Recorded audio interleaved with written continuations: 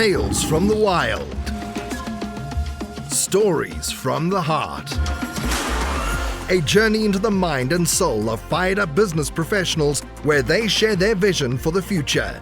And hear from a different non-profit organization every month as they create awareness of their goals and their needs.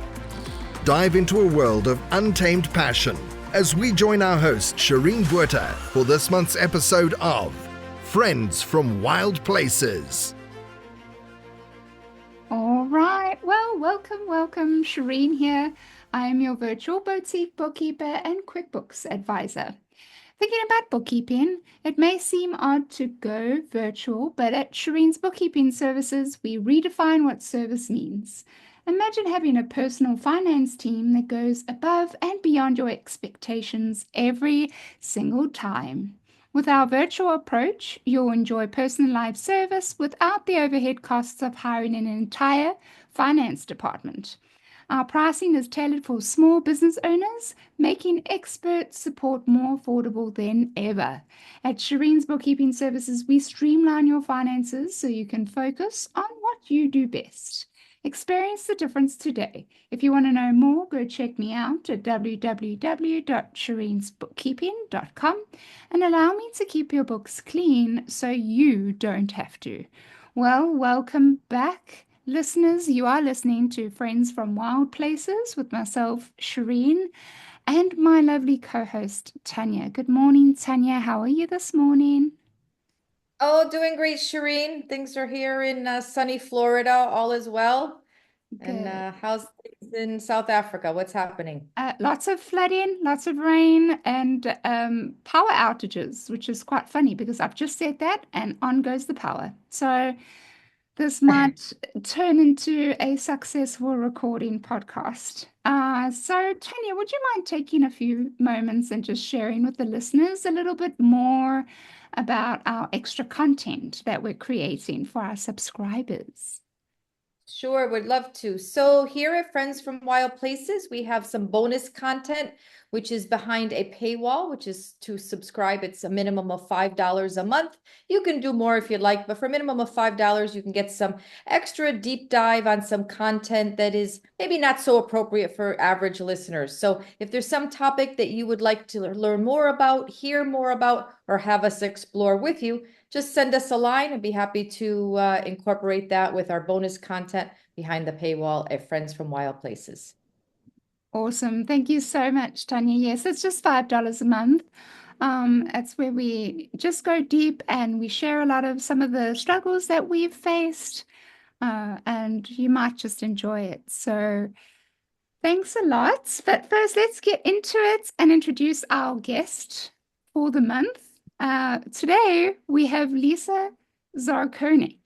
Please tell me I'm saying your last name correctly, Lisa, is it? It's Zarcone. Zarcone, perfect. Zarcone, yes. Lisa Zarcone is an author, child, and health advocate and public speaker. As a survivor of child and sexual abuse, she decided to turn her pain into purpose by sharing her story written through the eyes of a child, giving the child's perspective of abuse. She also wrote her mother's story about her lifelong battle with mental illness and their complex relationship. Lisa is the Massachusetts National Ambassador and Regional Director of NASCA, which is National Association of Adult Survivors of Child Abuse. And she uses her stories and title as a platform to speak publicly to bring awareness and advocate for child safety and mental health. She's also a blogger on her own website, lisazarcone.net, and a social media influencer. Welcome, Lisa. It's so good to have you on the show. Yes, thank you so much, Shireen and Tanya, for having me today. I'm glad that we can do this. Right, very excited. Lisa has an amazing inspirational story that we're super excited to get into today. But as an icebreaker, we always like to start the podcast with a little bit of either a true crime story or a very interesting one. And today I think I've got an interesting one for us ladies. So I'm not sure if anyone of you have heard of the White Island disaster case. for the listeners out there, the White Island disaster case refers to the legal proceedings following a volcanic eruption on Vakari White Island, New Zealand on December the 9th, 2019, where 22 people died and many were severely injured when a tour group was present on the island. The case primarily focused on holding tour operations and the island management company accountable for for failing to adequately assess and mitigate the risks of a volcanic eruption, resulting in multiple companies being found guilty of health and safety violations and ordered to pay significant fines and reparations to the victims and their families. So it was quite recent that the case closed, and it was quite an interesting case. I did send the link to the ladies, so we have watched 60 Minutes. They did a wonderful covering of the entire case and all the victims, and interviewed them all. I also interviewed some of the members from the tourist companies, as well as the rescue team that failed to get there in a timely fashion, which was also quite interesting.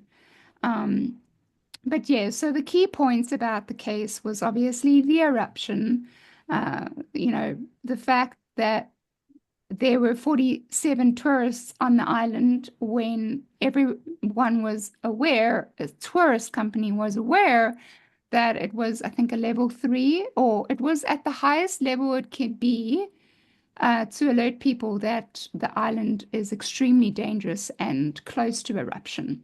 So the tourist companies were aware of this. And then obviously who was charged? That's obviously a number of the tourist companies, including the cruise ship, which the one family, a couple of the families were on the island that came from. And yeah, so the key findings were obviously they failed to provide adequate information about the risks, and while many of them were found guilty of health and safety breaches and were fined. So I think that my main question for you ladies is, first of all, what did you think of the story? And, what is the one thing that stuck out to you about the disaster? And do you think the cruise ship should have been blamed for, or just been held liable for what happened? Do you want to go first, Lisa? Sure. I know as I'm listening to the story, I'm just like imagining myself being put into that position because, when you book, trips and adventures like this, you put your trust in, the people who are setting this up for you, that you are going to be safe. It's going to be okay. And I can only imagine what these people were thinking when they really got into it and realized that their safety was at risk and lives were lost because of it. I believe they all should be liable because they have a big responsibility to travelers to keep them safe at all costs. And they were not given the proper information. So I find it very interesting. We hear a lot of stories, of all these different types of things that are happening. And then you have these national, these disasters. And we do need to keep our travelers safe. So I do believe, yes, they should be liable for that. I agree. Tanya, what do you think? Yeah, no, I agree. I agree with Lisa. I think, as far as, especially with tourism, there's always a big price with money, right? The monetary value. And as far as, getting the most in for, the amount of people and, the nature side of things, in addition to just what disasters can happen, in my opinion, is just, there's so much liability. And I serve as expert witness for funeral home and cemetery cases regularly.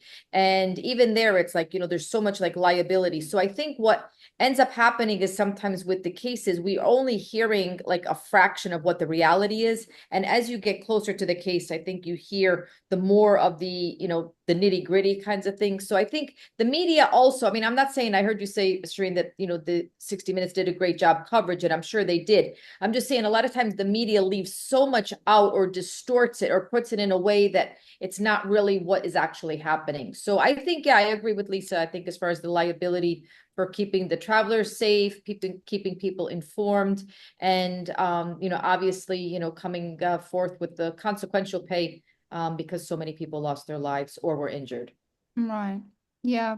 Yeah, ladies, I feel the same. I agree with both you, Tanya, and Lisa, so I won't reinforce that. But the other thing that stuck out to me is that young girl's life completely changed. She lost her father and her sister that day on the island.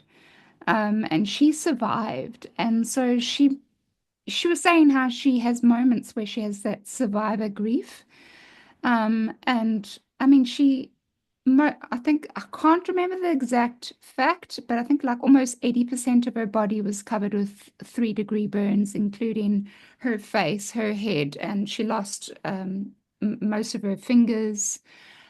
So she's a very brave and amazing young woman. I mean, she's living life now. She was walking around for a good number of years with that mask on. And now the mask is off and she's walking around with her scars and everything. And so brave, so brave and such a confident young lady with despite everything that she went through is absolutely amazing.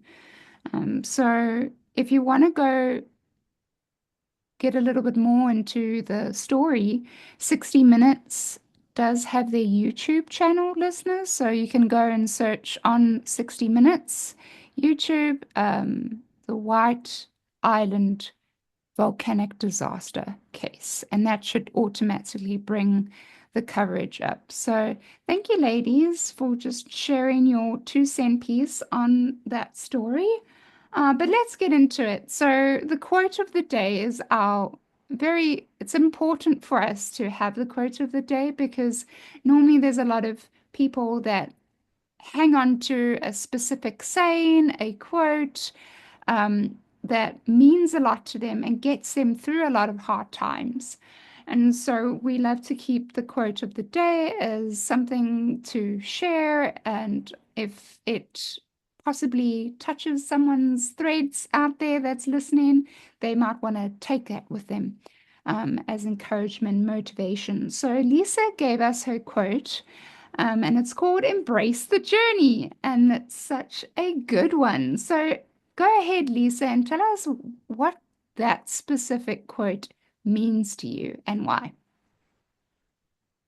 Yes, to backtrack just slightly on that. So every year I pick a quote or a word to step into a new year, to just give myself that inspiration and encouragement to go forward and do the things I need to do. And back when I first started doing that for myself, the first quote that I ever picked was embrace the journey. Because at that time in my life, I was going through so many transitions and going forward with writing my book, sharing my unspoken truths of my life. And that to me, embrace the journey was really powerful because you really think about that. You're embracing all that you're going through, you're embracing all that you've been through, and you're stepping forward into a new direction. And you never know what life's going to throw at you. You never know what life's going to put in your path. So I always say be strong, be ready, and embrace whatever comes and step forward. So embrace the journey is a really big one for me. And as I've moved forward and picked different phrases and terms to step into new years, I always keep embrace the journey with me because that's where it all began for me. Mm, mm. Not just the good times, but the bad times as well. Because I think it gets harder to embrace the journey when things are really not going the way you would like it to go.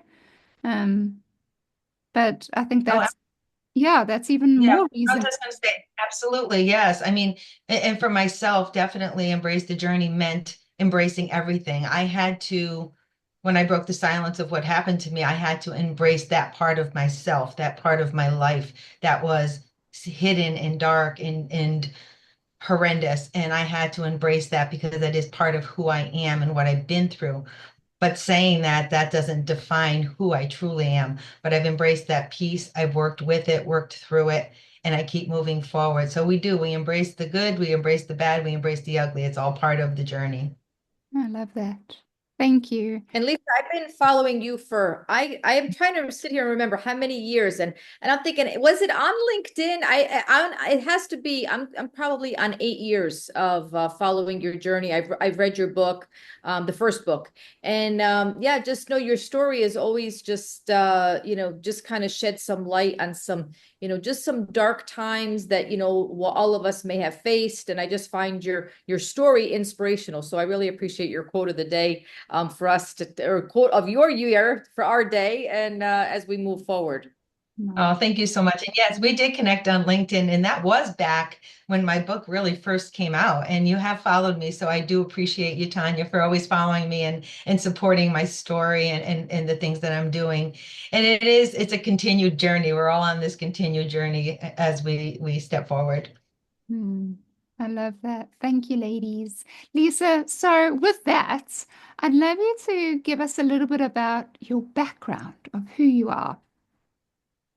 Oh, that's like a loaded question because I know I call myself the woman of many hats because I'm just in so many places and doing so many things. But so the backstory, who I am, I'm Lisa Zarcone, a wife, a mother of 3 grown children, a grandmother of 4, raising 2 of our grandchildren. My husband and I have stepped up into that role, so doing it all over again. And it's been an amazing, part of our lives to be able to have that opportunity to do it again. And we love all of our babies so much. So that's the personal side of me, who's just, I'm a bird geek. I love nature. I just, all of those things. But when you really look at who I am professionally, I am an author, a public speaker, child and mental health advocate. I'm blogging on my own website. A social media influencer, because I say that as because I'm always out there pushing inspiration, pushing encouragement, motivation, and hope all over the place. So I'm all over. But, when I think of the backstory to everything, I was a child who was severely abused. I was a child who went through trauma, loss, abandonment, all of it. My story is so complex. I say this, I don't say this lightly, but it's like it isn't just one thing. It's just not, I was abused. And that's very broad because abuse is abuse and it's always horrendous. But I had so many other things happen along the way and in my story and in my life that it's a very complex story to all that I've been through, and bringing in my mother, with her mental illness and how we had to, go through that and walk the path together, a very complex road together.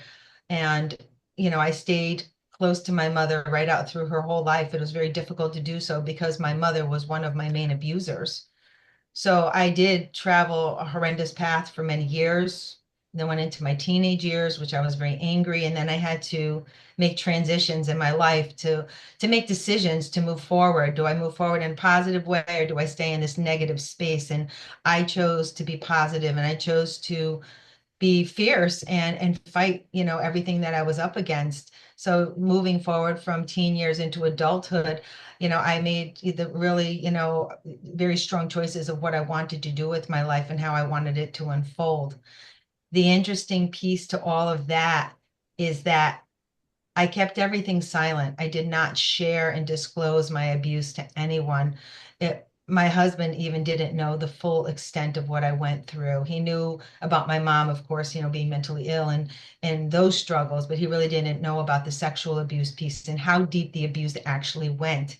So all of this fighting that I did and this fierceness inside of me to keep pushing forward did actually come back to haunt me as I moved forward in life, having my children, starting my family, because all of my darkness from my past came flooding forward into my, present life.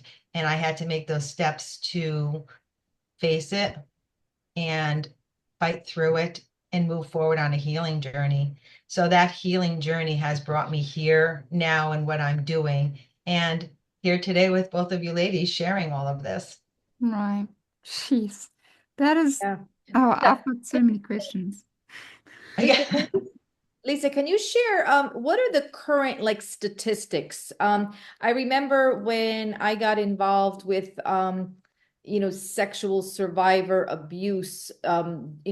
At that time, there was a statistic of 1 in 4 women, and I believe it was 1 out of 8 men or 1 out of 6 men. That was probably back around 2016. Do you have any like current data or more relevant data than that as far as this, what the statistic is, and or how is it defined? Just so for our listeners out there, just so they can kind of get a broader perspective of that topic, and as we listen to your journey of the healing part.